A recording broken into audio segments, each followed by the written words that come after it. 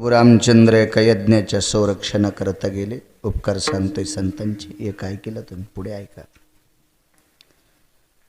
त्या यज्ञाचं संरक्षण झालं आणि त्या यज्ञाचं आयोजन करणाऱ्या महाराजांनी प्रभू रामचंद्रांना सांगितलं, रामचंद्र आपणाला मिथिलेला जायचंय. मिथिलेला गेले. मिथिला ही राजा जनकांची नगरी. जनकाला 1200 पत्न्या होत्या. मोठा राजा. जनकाच्या नगरीत प्रभू रामचंद्र गेले. स्वयंवर होतं तिथं. सीताई साहेबांचं लग्न होतं जनकाच्या मुलीचं. आणि त्या लग्नात ती नियमाची प्रणाली होती. हे कोदंड त्र्यंबक धनुष्य म्हणायचे त्याला. त्याला कोदंड त्र्यंबक धनुष्य. हे जो कोणी मोडीन त्याला माझी मुलगी माळ घालीन. बाकी भंगाऱ्या भोंगाऱ्याला, वाट्यावर फुटाने खाणाऱ्याला हे नाही मोजायची. तुम्ही त्याला नाही भेटणार. मग 56 देशाचे राजे होते. एक नंबरच्या खुर्चीवर लंकेचा राजा होता. तो सामान्य नव्हता बरं. रावण हे भक्ती क्षेत्रात अनन्य साधारण महत्व आहे. पण रावणाच्या 3.5 चुकामुळं सगळं मातीत गेलं. नाहीतर रावणाची विद्वत्ता मोजण्यासाठी ब्रह्मदेवाकडे तराजू नाही. रावणाची श्रीमंती वारकरी संप्रदायातल्या महात्म्यांनी वाखालली. तुका म्हणे ज्याची संपदा एवढी. बाकी एकाही माणसाची संपत्ती मोजली नाही संतांनी. रावणाची वाखालली. एवढा श्रीमंत रावण. दरारा होता रावणाचा. दबदबा होता. त्याचं वजन होतं रावणाचं. तो रावण 1 नंबरच्या खुर्चीवर. त्याला 80,000 पहिल्या होत्या. आणि पुन्हा 1 करावा अशी इच्छा. 80,001. हो. त्या काळातल्या राजे महाराज चित्रकेतूला 1 कोटी होत्या. भागवतात वर्ण 1 कोटी. गोपीचंदाला 1800. राजा दशरथाला 703. आणि 4-4 2-2 वालायचं कशाला इचकायचं मग.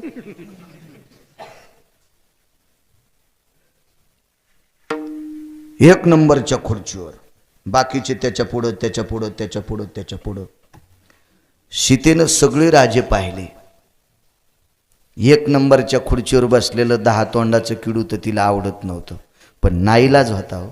2 गोष्टी पारतंत्र्यात आहेत. एक गाय गोंदीकर बाबांनी, एक मुलगी काका. बांधल्या खुंटाशी धेनूचे चरणे, दिल्या घरी राहणे लेकीचे हो. बापानं ज्या घरी दिले त्या घरचा संसार करणं या देशातल्या माऊलीचं काम. आणि ज्या दावणीला वैरण टाकली त्या दावणीचं गवत खाणं, वैरण खाणं गाईचं काम पारतंत्र्यात आहेत. तिनं विचार केला आपल्या बाबानं हा कोदंड धनुष्य त्र्यंबक धनुष मोडण्याचा पण ठेवलाय. आणि हे धनुष्य मला वाटते रावण मोडू शकतोय असं सीताई साहेबांचं मान. आणि खरंच रावण धनुष्य मोडत होता ना. रावण धनुष्याचं भिरभिर करायची ताकद होती रावणात. रावणाला म्हणायचंच नाही कोण्याच पुराणिकानं की रावणाला धनुष्य मोडत नव्हतं. गोंदीकर बाबा हे मूर्खपणाचं टोक आहे. झाले गुरुजी. सांगू तुम्हाला मुद्दा. हे मुळात धनुष्य शिवजीचं. मुळात धनुष्य योगेश बुवा भगवान शिवजीचं. मग भगवान शिवजीकडचं हे धनुष्य विश्रांतीला ठेवल्याच्या नंतर मस्ताळलेले हत्ती साखळीनं धनुष्याला बांधित होते. आगा मत्त कुंजराचे निस्थिता, कोदंडाती भय गलाश्रिता, पदाम चौंगिया चौंगिया स्थिता, भास चिकळे. हे हलकटाचं वाक्य काय? अधिकाऱ्यांचं वाक्य. मत्त झालेले हत्ती 84 हत्ती त्याला बांधले साखळीनं. तर 24 घंटे यांना दिल्या 6 फूट सरकत होत. 84 हत्तीनं 24 घंटे पिळे घेतल्या 6 फूट सरकत होत. 6 फूट. किती जड असेल ते धनुष्य होय काकडे. किती धनुष्य असेल. आणि तितकं जड धनुष्य शंकर खांद्याला अडकीत होते. काय खांदा असेल त्या शिवजीचा. आणि ते धनुष्य खांद्याला अडकून शिवजी नंदीवर बसत होते. आता सांगा बरं नंदीची ताकद किती असेल. तो का असा तसा नंदी थोडाच होता. बायकोनं पाठिलेला दळणाचा डबा आणणार. हा हा ह्यो दळ्या नंदी झाला.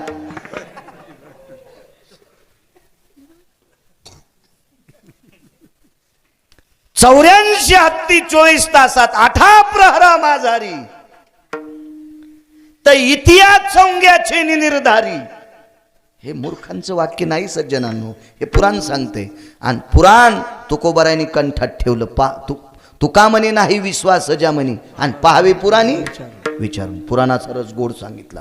हो, आपल्याला काही लोकांचे पुराणात चरित्र आले की असं वागल्याच्या नंतर त्याचं वाजलंय, आपण तसं वागू नये याच्याकरता पुराण ऐकायचे. पुराणाची रस गोड सांगितले. मग 84 हत्तीला 6 फुटाच्या पलीकडे सरकत नाही इतकं जड धनुष्य शंकर खांद्याला अडकीत होते. शंकर किती जड असते. आणि धनुष्याला सह शंकराचं वजन नंदी पाठीवर घेतो. आता नंदी किती जड असेल.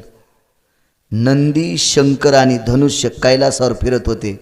या तिघायचं वजन सहन करणारा कैलास पर्वत किती जड असेल. कैलास, नंदी, शंकर आणि धनुष्य मळणी यंत्राच्या चाळणीसारखाच रावणानं हलीला. चारी गोष्टी शिवजी, कैलास, नंदी आणि धनुष्य रावणानं हलीलं. गोंदीकर बाबा सामान्य ताकद असेल त्याच्यात, मग धनुष्य उचलत नव्हता. हा मूर्खपणा आहे. उचललं नाही. जगदंबेची अवकृपा, रावणावर जगदंबेची अवकृपा झाली, नाही तर धनुष्य कधीच उचलत होतं. आता बघा संतांचे उपकार. ज्या वेळेला रावण धनुष्य उचलणार त्यावेळेला सीतेचा चेहरा नरूस झाला. हे संतांना कळतंय. कुंतीच्या कपाळावरचं कुंकू रुसले हे भीष्मांना कळालं. आणि सीतेचा चेहरा हा नरोस झालाय एका ब्रह्मवेत्याला कळालं. शुक, याज्ञवल्क, दत्त, कपिल मुनी हरीशी जाणवणी हरी झाले. 4 ब्रह्मवेत्यापैकी एका ब्रह्मवेत्याचं चरित्र तुम्ही इथं ऐकता शुकाचार्यांचं महाराजांच्या मुखरविंदातून. आणि याज्ञवल्कल्य नावाचे ब्रह्मवेत्ता राजा जनकाकडे राहत होते. काय अधिकारी असेल जनक राजा. ब्रह्मवेत्ता त्यांच्याकडे. ब्रह्मवेत्ता हो.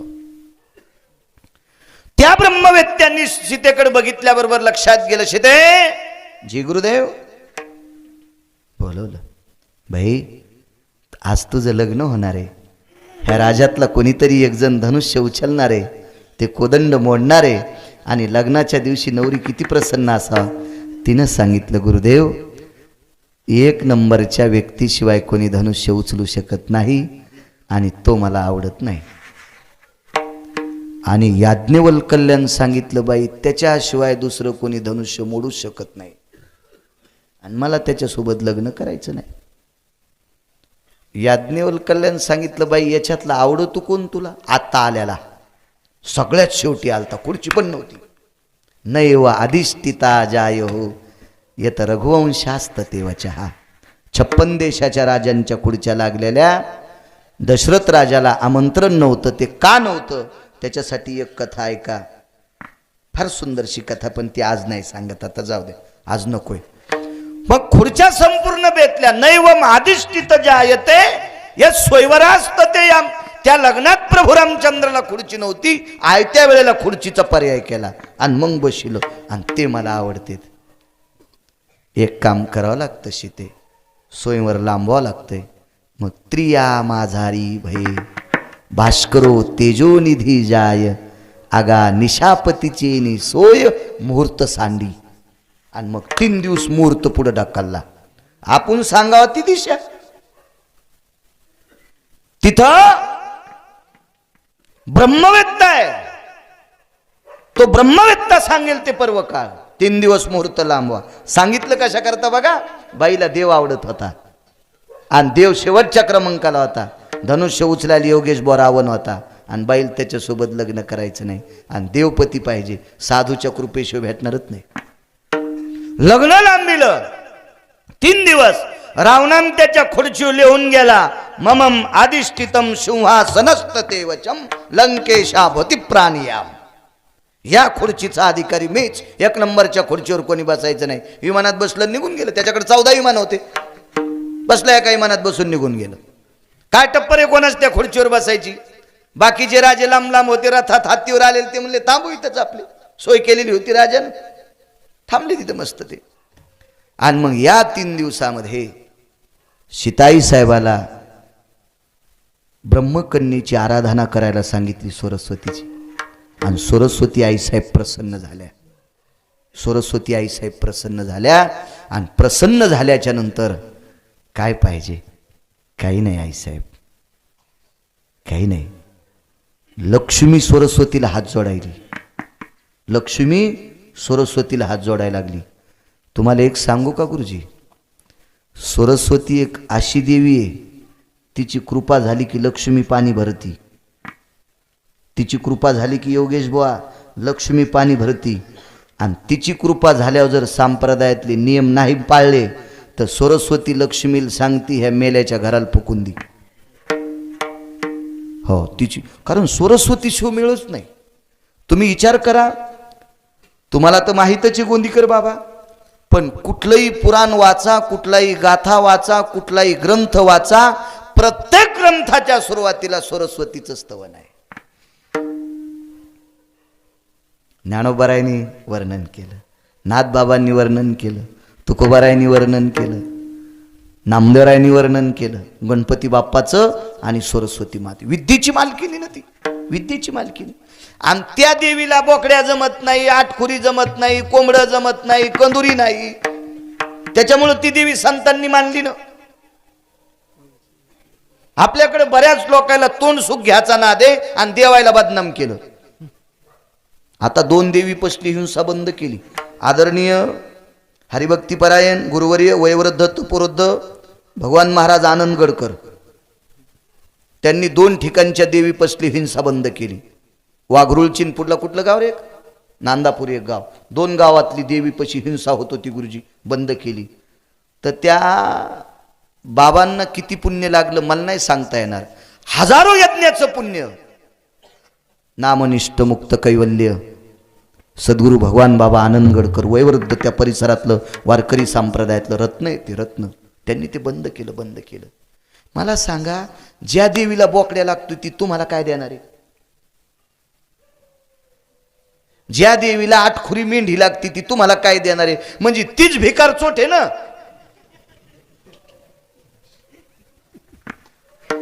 राजू पटी करून उभा राहणारा तुम्हाला काय देणार आहे? जे पटी करायला ते तुम्हाला काय देऊ शकते? आपुल्या पोटाची रडते मागती सिद्धे अवदान, आपुल्या पोटाची जमते मागती सिद्धे अवदान, आपल्या पोटाची रडते मागती सिद्धे अवदान, आपल्या पोटाची रडते मागती सिद्धे अवदान. शेतरी हे दरी दैवते कोणाची भूती भूते घेते, आपुल्या पोटाची रडते मागती सिद्धे अवदान, शेतरी हे दरी दैवते कोणाची भूती भूते घेते, आपल्या पोटाची रडते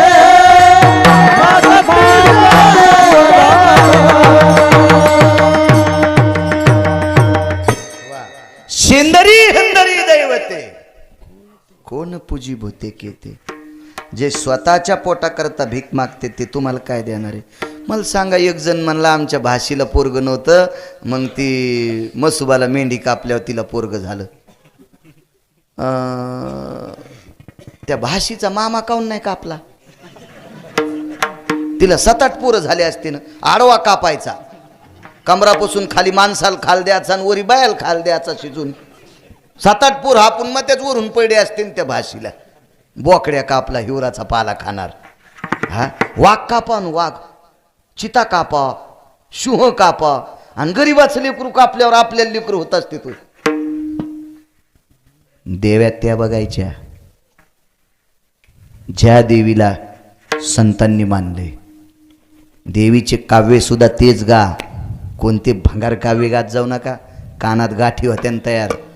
तू विटेवरी सखये बाई वो करी कृपा, सावळे सुंदरी वो करी कृपा, ओ करी कृपा उजळ कुळदीपा मार्ग बहु सोपा येऊन लवलाही सच्चित आनंद अंबाबाई ओ करी कृपा सच्चित आनंद अंबाबाई ओ करी कृपा बाईच्या अंगात आलो होते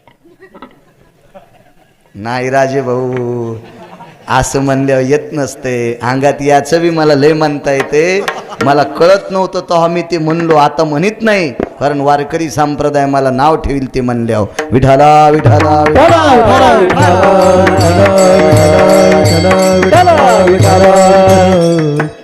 मा सरस्वती माता विद्येची देवती देवता प्रसन्न झाली ती ज्याच्या जिभेवर बसली कमीत नाही कशाची कमीच नाही काय काम करू लक्ष्मी आई साहेब काय करू काय काम करू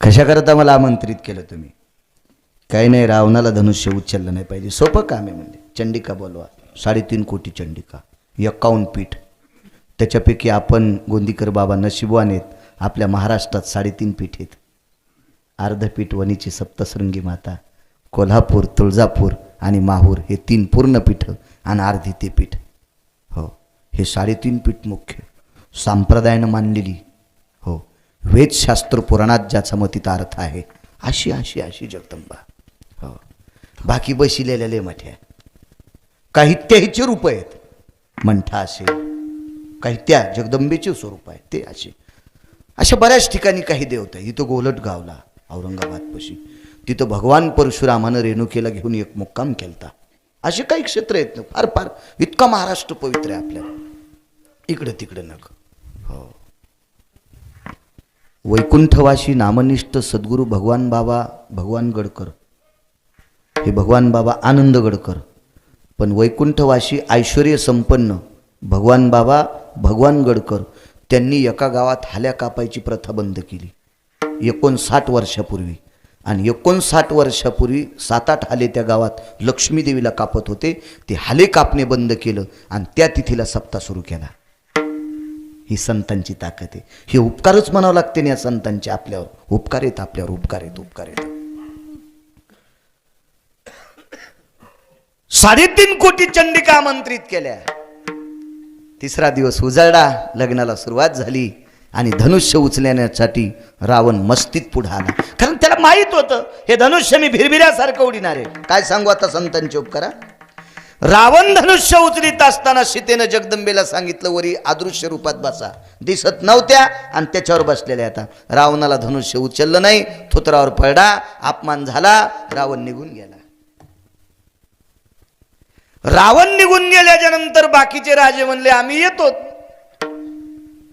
तर राजा जनकानं सांगितलं आता तुम्ही उचला ना नाही म्हणले आम्हाला सीता लेकी समान आहे आम्ही सोयीवर बघायला आलतो हे नाही तोंड पुराले अंगूर आंबट असतात ही पहिल्यापासून प्रथा आहे हे बाकीचे राजे धनुष्य उचलून सीतेसोबत लग्न करायला चालते पण मेळ नाही बसला त्याला वाटलं आता हत्ती वाहून गेला आणि शेपुड्यान काय यांना द्यावं हा पुरात हत्ती वाहून गेला आणि बोकड्या दाढी हलू लागला मी जातच नाही नको येड्या बाकीचे राजे म्हणले याला मेळ बसन आपल्याला काय धनुष्याचा मेळ आहे नाही आपण बघायला आलतो मग बघायला आले ना होऊस तर थांबा बशिले प्रभू रामचंद्राचा नंबर लागला बघा कृपा संतांची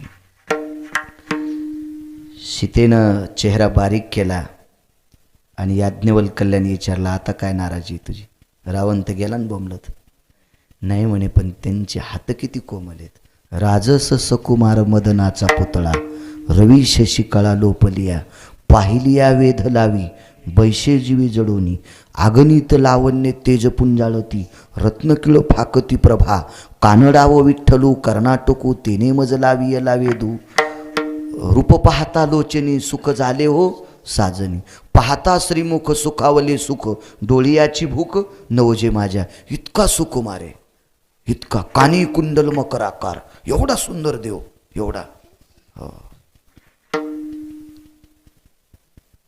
आणि त्यांच्या हाताला धनुष्य किती रुतन याज्ञवल्क्याने सांगितलं सीते आत्तापर्यंत एकही राजा माझ्या दर्शनाला आला नाही, पण राम एक असा देव आहे, असा राजा आहे, देवानंतरचा शब्द, असा राजा आहे, माझं दर्शन घेतल्याशिवाय धनुष्य उचलायला जाणारच नाही. सभेत सगळ्यांना जागेवून प्रणाम केला प्रभू रामचंद्रानं. काय सांगू आता संतांची उपकारा. आणि मग महर्षी याज्ञवल्क्यांकडे गेले आणि त्यांच्या चरणावर डोकं ठेवलं. चांगल्याच्या पायावर डोकं ठेवायचं, चांगलं वाचायला. तुम्हाला सांगू का चांगल्याच्या जवळ राहण्यातली फायदा. घरात उंदीर दिसला की किती माळी गळ्यात असू द्या तरी तो मारी तूच. ते पोते फोडीतन का आहे का नाही, ते काही टोकरीतन ते तसा नाही मारता आला तर पिंजरा लावून धरीन, खटका लावून मारीन. आता तर पेपरच आलेत, त्याच्यावर 2-3 शेंगदाणे टाकायचे योगेश, त्याच्यावर गेलं की त्याचे पायच आखडत येत. ते गंजात तळमळ करतं, 7-8 लेंड्या पडल्या की झालं काम त्याचं. काय पडणार आहे दुसरं उंदराचं. मग सकाळी द्वारका उचली ती की फेकून देते ते उंदीर. हा कुठे किती मारी असू द्या, त्याच्या घरात पोते काय उथान लाव ह्या उंदर आहे ना. मातुड्याचं घर असल्यावर तर खडेच करायले, उंदीर मारीत येतच. पण तेच उंदीर दगडाचा करान गणपतीपाशी ठेवा. चंदनंच महत्पुण्यम अक्षदंच महत्पुण्यम गंधास्पांतो ऐक नाही देवा. लगेच मोदकम समर्पयामि. बाकी इकडं तिकडं उंदर गेले की खपकेच खातेत, पण गणपती बाप्पाच्या जवळ गेले की पूजा स्वीकारतेत. म्हणून उंदराला सुद्धा गणपतीपाशी गेल्यावर पूजेचा मान भेटतो. म्हणून 2-2 पायाच्या उंदरांनी सुद्धा चांगल्यांच्या जवळ गेलं पाहिजे. विडाला विडाला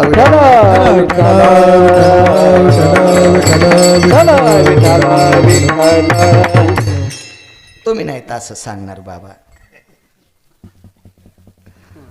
ते गिरगावकरच पाहिजे. मला माहिती आहे चांगल्या घनानं नीट होईनत तर सोनाराच्या मुचकुनीनं कहा नीट होते ने.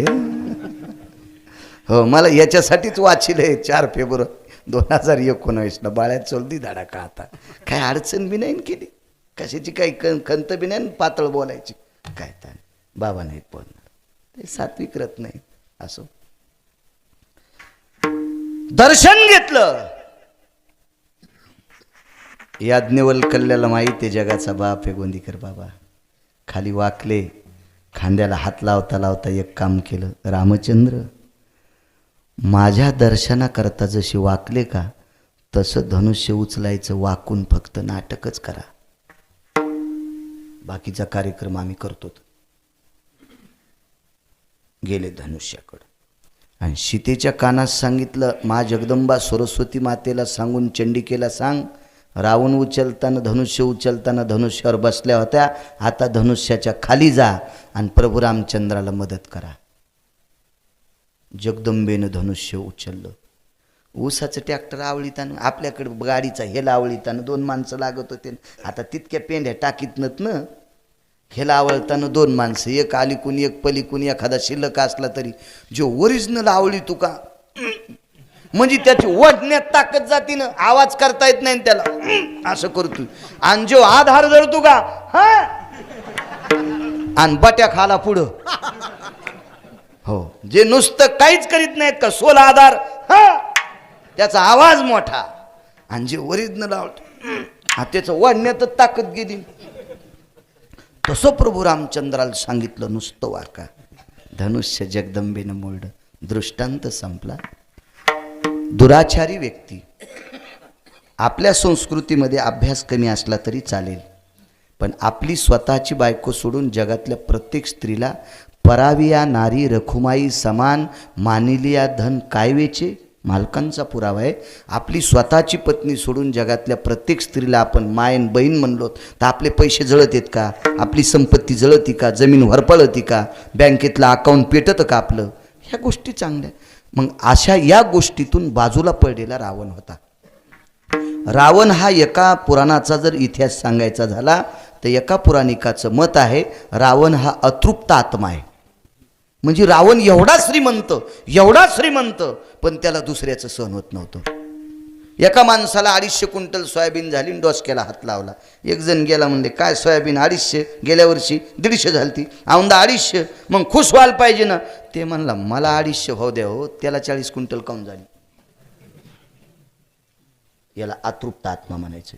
तुला 250 क्विंटल झाली ना, मग त्याची 40 क्विंटल तुझ्या पोटात काऊन डबा उठला. रावण हा फार सार्वभौम श्रीमंत राजा, पण दुसऱ्याचं न सहन होणारा अतृप्त आत्मा. आणि सीतेला तो नको वाटत होता, आणि त्याच्याशिवाय धनुष्य उचलत नव्हतं. मग सीतेला जे नको वाटत होतं ते झालं, याज्ञवल्क्यांची कृपा. आणि जगाचा मालक जो आवडत होता तोही महर्षी याज्ञवल्क्यांच्या कृपेने हरिप्राप्तीशी उपाय धरावे संताचे ते पाय. साधूनेच्याच कृपेनं सीतेला प्रभू रामचंद्र भेटले. हे सीतेचे तिच्यावर सीतेचे साधूचे उपकार आहेत. काय सांगू आता संताचे उपकार, काय सांगू आता संताचे उपकार, काय सांगू आता संताचे उपकार, काय सांगू आता संताचे उपकार. हा माप उपकार संतांचे. परवाला संक्रांत झाली. एका संक्रांतीच्या दिवशी एका बाईनं हत्तीवर बसून वाण दिलं. काय सांगू आता संताचे उपकार. सांगतोय किती उपकार योगेश बुवा संताचे. हत्तीवर बसली बाई, जिवंत हत्तीवर नाही, चिखलाचा हत्ती तयार केला. तिच्या पोर आहे ना 100 होते ना, एक एक गोळा आणला, 100 पोर आहे ना, तर केवढा मोठा हत्ती होईल. चिखलाचा हत्ती तयार केला. चिखलाचा हत्ती वाळला, त्याला लाकडाची चाकं बसवली, त्याच्या गळ्यात दोर बांधला. हत्तीवरती माऊली बसली. ती काही सामान्य स्त्री नव्हती, ती राजाची पत्नी होती. तिचं नाव होतं गांधारी. हुशार, सात्विक, चतुर. आणि हत्तीवर बसून वाण आपल्या जावेला दिलं. तिचं नाव होतं कुंती आईसाहेब. वाण आणि दान याच्यातला फरक आहे. दिल्याच्या नंतर मागत नाहीत, त्याचं नाव दान. आणि दिल्याच्या नंतर त्या वेळेलाच घ्यावं लागतंय, त्याचं नाव वाण.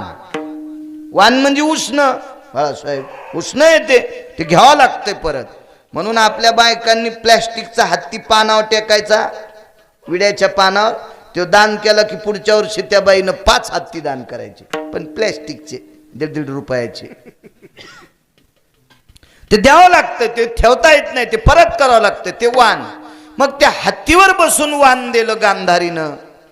100 मुलं तिला. धृतराष्ट्राची पत्नी, अधिकारी होती ती.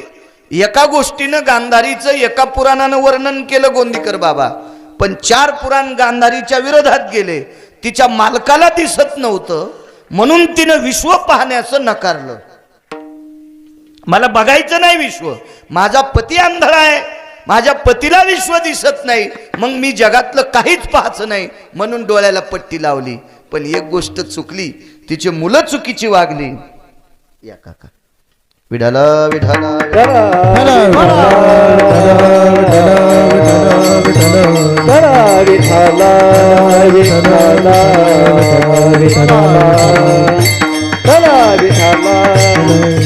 आदरणीय राजेंद्र काका सुद्धा आले, त्यांना सुद्धा धन्यवाद. करा यांचा रस्ता रस्त्यासाठी आताच बोंबलत होतो. विठाला विठाला विठाला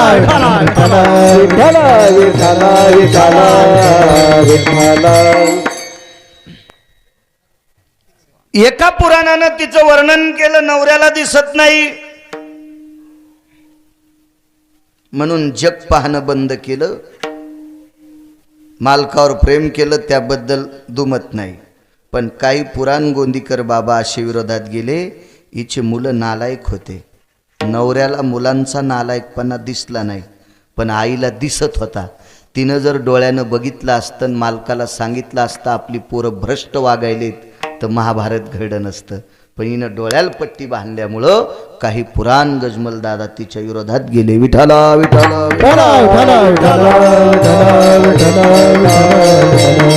कारण पुराणाचा मतितार्थ रेखाटणारी माणसं काही गोट्या खेळणारी थोडीच होती.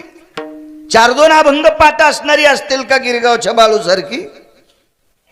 त्यांच्या मुखारविंदातून पडलेले पुराणाचे सूत्र, संतांच्या मुखारविंदातून पडलेली शब्द, जसं ज्ञानेश्वरीच्या बाबतीत बोलायचं झालं तर ते अक्षरे नवती देखा ब्रह्म साम्राज्य दीपिका, तशी संतांच्या मुखारविंदातले हे पुराणिकांच्या मुखारविंदातली पडलेली शब्द ती अक्षरे नव्हती देखा. त्यांचं सूत्र कोण नाकारू शकणार आहे? देवविरोधात जाऊ शकत नाही त्यांच्या. एवढी व्याप्ती संतांची असती. आणि ती गांधारी आईसाहेब या देशाची पवित्र स्त्री. कारण भारतीय संस्कृती अशी सांगते, एखाद्या स्त्रीचं जर चुकलं तर तिला डिलीट करा. डिलीट म्हणजे मोडून टाका, असंच आहे ना इंग्रजी शब्द. हो, तिला डोक्यातून काढून टाका.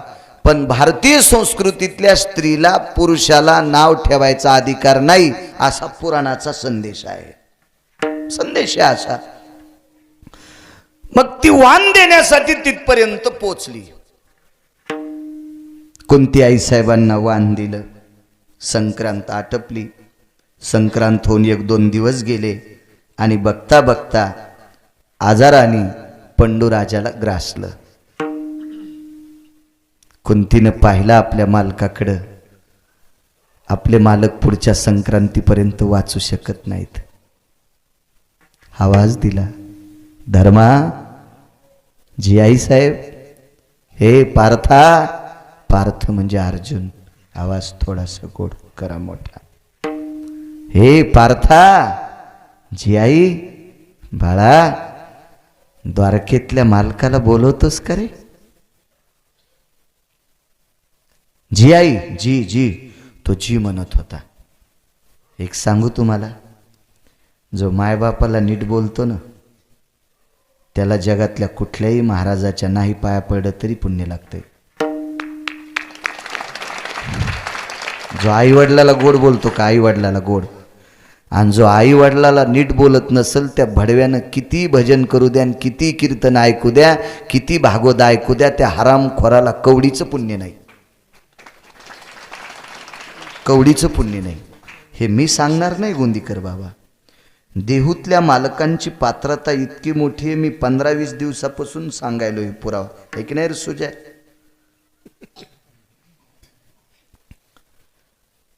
ज्या व्यक्तीचं नाव ऐकल्यावर यमाचं धोतर फाटतंय, तुकाराम तुकाराम नाम घेता कापेयम. हो, काळ गुलाम सलाम करी तुकया घरी राबतशे. पंढरपुरातला मालक त्यांच्या पत्नीच्या पायातला काटा दातान काढतो. ही त्यांच्या धर्मपत्नीची ताकद. तरी पण तेवढे तुकोबर आहे, मायबापाची सेवा करणाऱ्यांच्या पाया पडते ती योगेश बुवा. नमो तया, तुकोबरांचं वाक्य. नमो तया कोणाच्या? माता पित्याचे पालन. जो आई वडिलाची सेवा करतो का, तुकोबराय म्हणतात मी त्याच्या पाया पडतो. किती मोठी ताकद आहे सज्जनांनो. आई वडिलांची सेवा केली पाहिजे. ह्या मोठ्या हौसानं टिकल्यावाल्या गावरान तुपात चपात्या बुडून खातात ना, हे सासू सासऱ्याची कृपा आहे, जरा ध्यानात ठेवत जा. जी सून सासू सासऱ्याला जीव लावणार नाही, तिच्या झोपीत भिताडा अंगावर पडत. जाग्यावर मरण, तिला जेसीबीनंच उकरून काढावं लागल. हा, एकट्या नवऱ्याला आपलं जीव घालती, 2च तोंडन खिचडीन बोंडन, मथारा मथारील जीव लाईत नाही, त्याला बाजूला घेऊन बसती. हा, आशयाची संख्या जर गावात वाढली तर पाऊस पडायचा नाही गोयगावात तुमच्या. हो, सासू सासऱ्याची प्रतिष्ठा इज्जत करत जा. लय कष्ट केले हो मागच्या लोकांना. माझं काय फार वय नाही, पण मी डोळ्यानं इतक्या परिस्थित्या पाहिल्या. जेवण झाल्याच्या नंतर माणसं चिमण्या इजून झोपत होते. हो, आपले बापदादे चिमण्या इजून झोपत होते, कारण उद्याच्याला त्या दिव्याला घासलेट पुरावा आणि लेकरासाठी 2 पैसे जोडून ठेवा. इतके प्रयत्न केले आपल्या बापदाद्यानं. एका लुगड्यावर संसार केला. गावाला जाताना चांगलं लुगडं नेसायचं आणि 2-3 रंगाचं लुगडं आपल्या मावल्याने नेसलंय. आणि ह्या टिकल्यावाल्यासाठी, ह्या जीनच्या पॅन्टीवाल्यासाठी जमिनी कमवून ठेवल्यात. 72च्या दुष्काळात. त्याने जर 72च्या दुष्काळात जमिनी विकून म्हातारी गोवायला नेली असती ना, मजा मारली असती ना, तर आपल्याला नाशिकला गटर उपसायला जावं लागलं असतं. विठाला विठाला विठाला. हे सोपा परमार्थ आहे. चांगलं वागणं हाच मोठा परमार्थ आहे. असो, ए पार्था, इथपर्यंत आलत ना. अर्जुना, ए धर्मा, बोलव रे द्वारकेतल्या मालकाला. काय सांगू आता संतांचे उपकार योगेश बुवा. अर्जुनानं भीमाला बोलवलं आणि सांगितलंय दादा मालकाला बोलायचे. भीमाच्या कंठात एवढी मोठी ताकद होती, त्यानं आवाज दिला की हस्तिनापूर ते द्वारका म्हणजे दिल्ली ते गुजरात, बरोबर तिथं आवाज जायचा. आणि भगवान आले. एक जण विज्ञानवादी म्हणला हे असं कसं शक्य आहे. नको मानू काका, नको मानू. मानील तो देईल काय, न मानील तो नेईल काय, काय घेणे आमच्याशी. तू नको न मानू, तुला कोणाला मानायचं ते मान, तू ठरव. मला एक कळत नाही, मुस्लिम समाजाचा भंगार विकणारा गोंदीकर बाबा तो त्याच्या देवाला मानतो, मिस्त्री काम करणारा त्यांच्या देवाला निष्ठेनं मानतो, तर सर्वोच्च श्रीमंत मानतो. आपल्याच जन्माला काही अवलादी आल्या, राहत्यात आपल्यात, खात्यात आपलं, सगळं सगळं सगळं आपलं आणि इचकित्यात आपलं. मग हे नेमके आपल्यात नाहीत मुसलमानात नाहीत. देवाला पण विचार पडत असं या भडव्याला मेल्यावर कुठं टाकाव. हे हिंदूच्या कुळात जन्माला आले तर अनुकरण हिंदूचं करीनत, हो, आणि एक तर तिकडं जाऊन सुनता करीनत. म्हणजे नेमकं मानायचं तरी पंढरपुरातल्या मालकानं कोणाला. याला चारवाक म्हणतात ना, आपल्यात राहून आपलं इचकित त्याला चारवाक.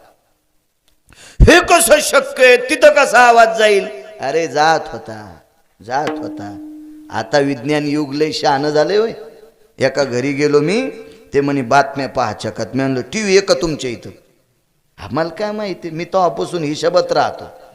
लय म्हटलं हीच खायचंच नाही, आपल्याला काय करायचंय.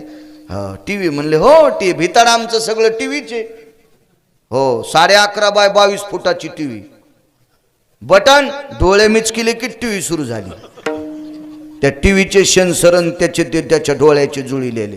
अहो पेट्रोल पंप थंब लावल्याशिवाय सुरू होईना. ह्या काही काहीचे मोबाईल येत ना भिताडासारखे. अहो बापाच्या हातात गेल्यावर मिळत पळण, ते पोरालाच त्याचं लॉक माहीत. हो मग त्या काळातले लोक काय साधे असतील का. घरी बसल्या बसल्या आंधळ्याला टीव्ही दाखवित होतो. व्यास कृपा दीपकु संजय झाला. काय कुरुक्षेत्रावर झालंय ते घरी बसलेल्या आंधळ्याला संजय टीव्ही दाखवित होता. काय ताकद असेल ती. आवाज गेला द्वारकेच्या मालकाला हजर. काय आत्याबाई, नातं किती गोड होतो. पंढरपुरातला मालक कुंतीचा भाचा आहे. कुंती पंढरपुरातल्या मालकाची आत्या आहे.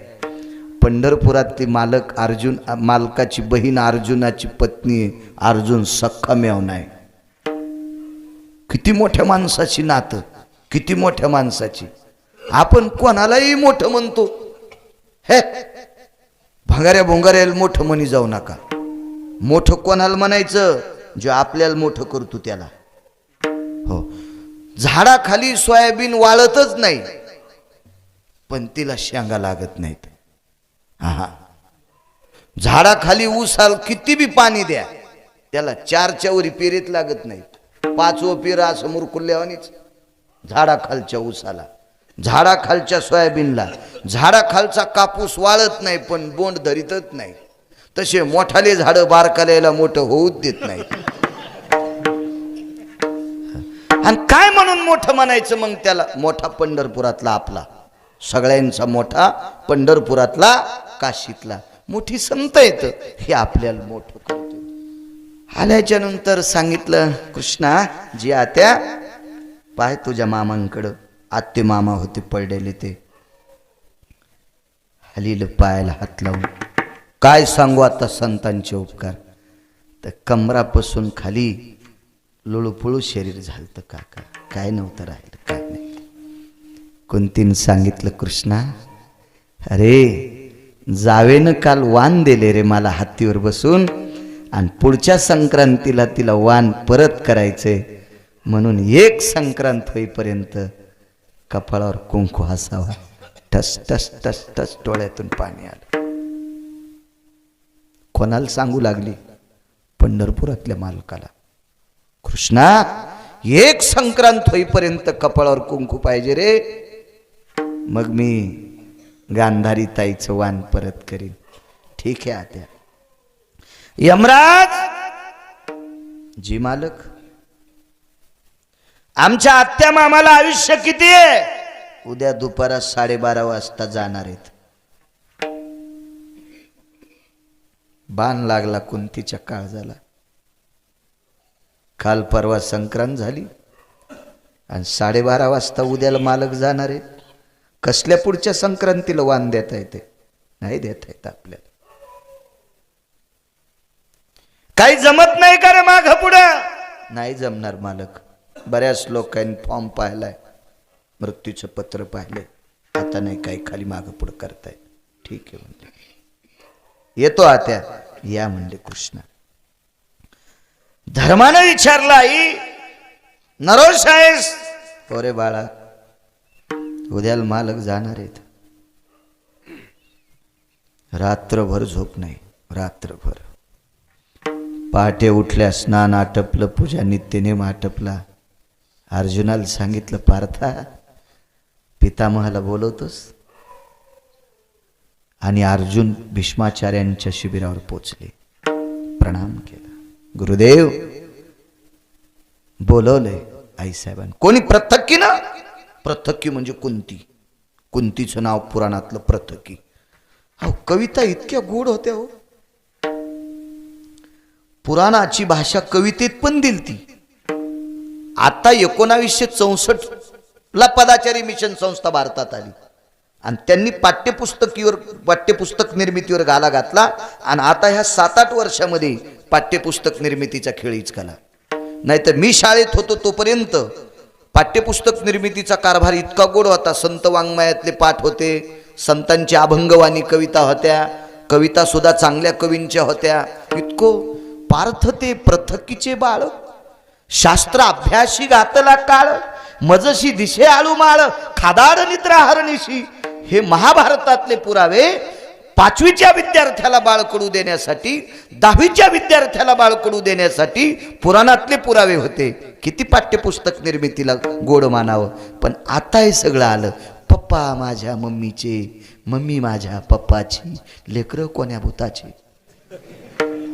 ह्या कविता कोचल्या. हा, ते ओरिजिनल सगळं जाळून टाकलं. फार गोड होतं, फार गोड होतं त्या काळात, अत्यंत गोड. पृथक्कीनं बोलवलंय. जी बर, येतो म्हणे. गुरुदेव लवकर बोलवलं. हो रे, 11:15 येतो. म्हाताऱ्याला माहीत असावा आज हस्तिनापुरात यम येणार आहे. ते का सामान्य म्हातारा होतं का? 7 चिरंजीव, त्याच्यापैकी मागचा बाबा एक मारुतीराय. गुरुजी यांच्याकडे यम येऊच शकत नाही कारण हे अमर आहेत. पण ह्या 7 लोकांपेक्षा एका काकणानं भीष्माचार्य पुढे होते. कारण भीष्माचार्य विच्छामरणी होते. ते जर म्हणले मला थांबायचं तर यमाची टप्पर नाही न्यायची. आणि ते जर म्हणले योगेश बा मला यायचंय तर यमाला तात्काळ सगळं काम सोडून यावं लागत होतं. गजमलदारा त्याला म्हणायचं इच्छामरणी. ते फक्त विश्वात एकच व्यक्ती, त्यांचं नाव भीष्माचार्य. कळत होतं त्यांना आज कोण येणार आहे. आले तिथं. काय ग पृथक्की? काही नाही, बसा. दर्शन घेतलं कुंतीनं. एक सांगू तुम्हाला, कुंतीनं ज्या वेळेला भीष्माचार्यांचं दर्शन घेतलं का, त्यावेळेला भीष्माचार्यांच्या डाव्या डोळ्यातून पाण्याचा थेंब आला. पाण्याचा थेंब आला. धर्म हा सात्विक आणि सदाचारी पुण्यशील व्यक्ती होता. धर्मानं एकांतात भीष्माचार्यांना विचारलं, पितामह आईनं दर्शन घेतल्याबरोबर तुमच्या डाव्या डोळ्यातून पाण्याचा थेंब का आला? धर्मा, तुझ्या आईच्या कपाळावरचं कुंकू थोडं रुष्ट दिसलं रे. रुष्ट दिसलं म्हणजे रुसल्यासारखं दिसलं कुंकू. याचा अर्थ आज पंडूराजा जाणार आहेत. हे ज्याला कळतंय त्याला साधू म्हणायचं. कुंकू रुष्ट दिसले कपाळावरचं. हे पृथक्की. जी बाबा. नाराज आहेस? होय पितामह, मालक थोडे आजारी आहेत. बर,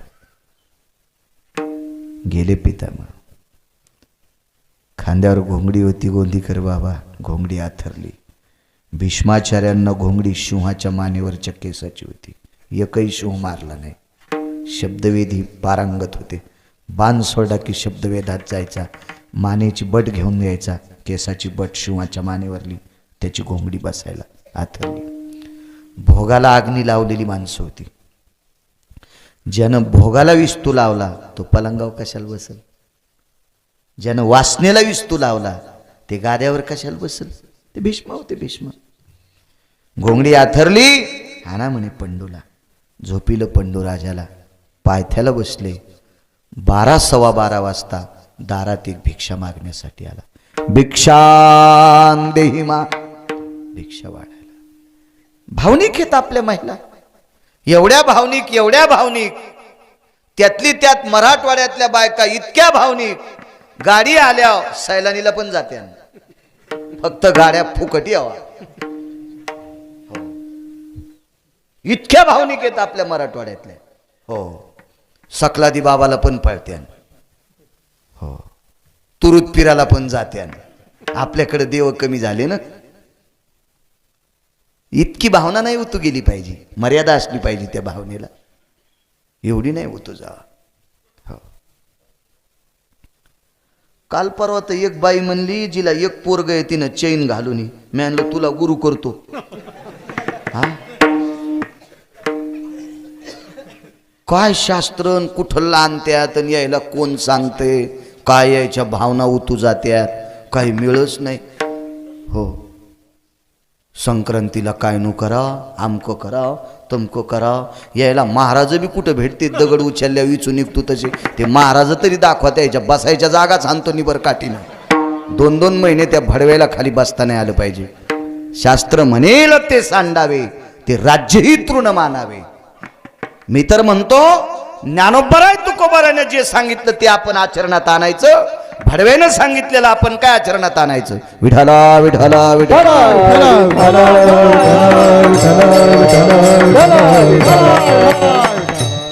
एकादशी न धरणाऱ्या कितीतरी बायका इथं बसल्या बसल्या सांगतो मी काय गांजा ओढून फिरतोय, माझ्या काय गोळ्या संपल्यात का. एकादशी न धरणाऱ्या दाखितो. पिवळे गुरुवार, ढवळे बुधवार धरणाऱ्या कितीतरी दाखितो.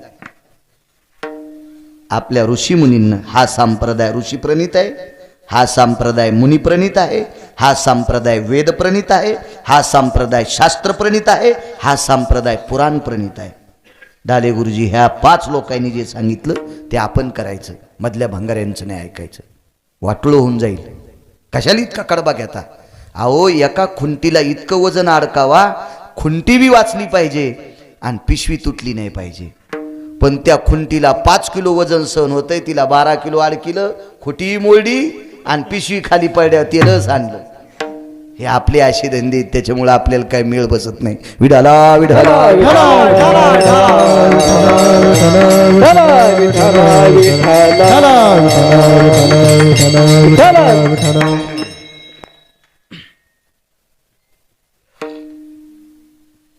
सव्वा 12 वाजता भिक्षा मागण्यासाठी एक व्यक्ती आला. लय भावनिक हो, लय भावनिक. मी नुसतं एखाद्या कीर्तनात सांगावं मला आमकं आमकं केलं, मी अशी अशी दोरी दिल्यावर तमकं तमकं होतंय, मला घरी बसल्या बसल्या पैसे मिळतील. रांगच हाय का बाळू घरी, हाय का बाळू घरी, हाय का. मला दोरे कमी पडतील इतके पैसे लागतील दोरे आणायला. हो, सुरूच सुरू सुरू सुरू सुरू सुरूच. काय आपण किती मोठ्या राज्यातली माणसं आहेत. वाघिणीचं दूध पिणारी माणसं आहेत आपण. ज्ञानोबर आहे, तुकोबर आहे, नामदेवर आहे, चोखोबर आहे, नाथ बाबा, सावता बाबा, शेना महाराज, रविदास महाराज, कबीर महाराज, मीराबाई, जनाबाई, मुक्ताबाई, सखूबाई. अशा संतांचा वाद ज्या राज्यात आहे त्या राज्यातली माणसं आपण आहेत. वाघिणीचं दूध जो चपाती चुरून त्या दुधात खालाय. शुहीन येली गोंदीकर बाबा काका, शुहीन येली, आणि वाघिणीच्या शुहिणीच्या दुधात चपाती चुरून खालाय, तरी शेपुडी पाळली. तुळशी खाला, तुळशीच्या बाजूलाच मेखरवली, तिथंच बांधली. पार करांडी ती तुळस ती. मी म्हणलं आता तुम्ही वाघिणीचं दूध खाल्यान शेपुडी कशाला. बब्याला ऊन लागल्याच्या नंतर त्याच्या कानात शेळीचं दूध टाकायचं, बोकड्या घालू बब्याच्या कानात. बोकड्या वाघिणीचं आणि शुहिणीचं दूध प्यायला ऊन लागत असतं का. तसला आपला नुसता हलकट पोकळपणा झाला आपला. आपला भाव शिळ्याकडी कशी फसफस उतू येते असा भाव आपला कोणीकडे उतू चाललाय. कोण्या राज्यातली लोक आहेत आपण. ज्या राज्यातल्या मालकाला ज्या विश्वातल्या जगाच्या मालकाला, ज्या राज्यातल्या नामदेवरायानं थरथर कापावा, पाषाणाची मूर्ती कापे थरा थरा जेवे भरा भरा नाम्या संगे, विटेवरचा मालक नामदेवराय पुढे थरथर कापला, मांडी खालून खाली भोईला बसला आणि नामदेवरायाच्या ताटातलं खात होता. अशा राज्यातली माणसं आहेत आपण. भाकडवाद कशाला ऐकायचा? इथं ऐका पुराण, सरळ सरळ सरळ सरळ पुराण ऐकायचं अशा महात्म्यांच्या मुखारविंदातून. आमची इथं भागवतकार आले, हे होते ना फकरू महाराज आहेत ना गावातले, हे उतू आले तुमचे बनले पैसे. हो, मी म्हणलो भागवतकार कुठे आहेत? ते स्टेजच्या मागं जाऊन बिडी ओढू लागली. अरे मी म्हणलं हे गाव जाळीत ना रे गिरगाव. हो, मी बरं झालं शोधला राहायला आलो, नाही तर यायच्यासोबत मी बी हरपळन. एक बोललं तर ते लिपस्टिक लाईत होतं वाटाला आणि मग भागवत सांगत होतं. वक्ते बाबा म्हणायचे, पुरुषानं 2दा आरसा बघावा आणि स्त्रीनं जीवनात दिवसात 3दा आरसा बघायचा. जी बाई भिंगापशी जास्त जाती का तिच्या भाकरीत केस गवसतीतच, तिच्या पिठल्यात केस, तिच्या भाजीत, म्हणजे कव्हा दाताळ तिच्या उशालात ना. हा, भाकरी करताना इचूर नको, काठोटीत नको टाकू उंड्यात. हो, कामिनीयाम त्रिदर्पणो भय जाया पुरुषाम दिवत दर्पण असतात ते वचम नैवम गांजा कसम लिखितम. हे गांजा फुक्यान लिहिले का? हा का गोट्या खेळणाऱ्यानं लिहिले?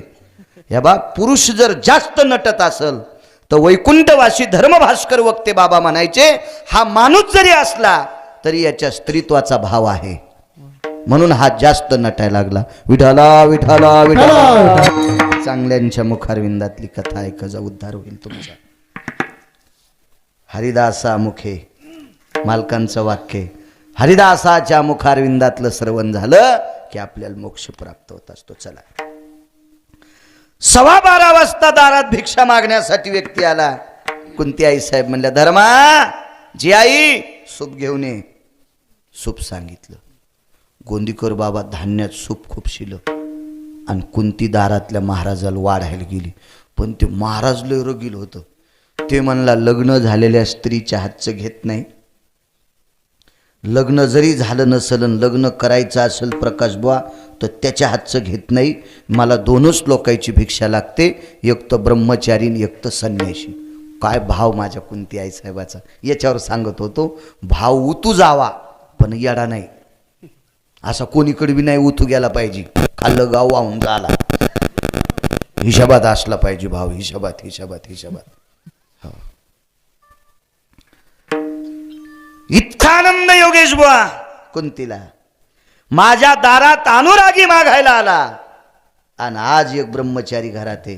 त्या ब्रह्मचार्याचं नाव भीष्माचारी. अंथरुणावर बसलेले होते घोंगडीच्या.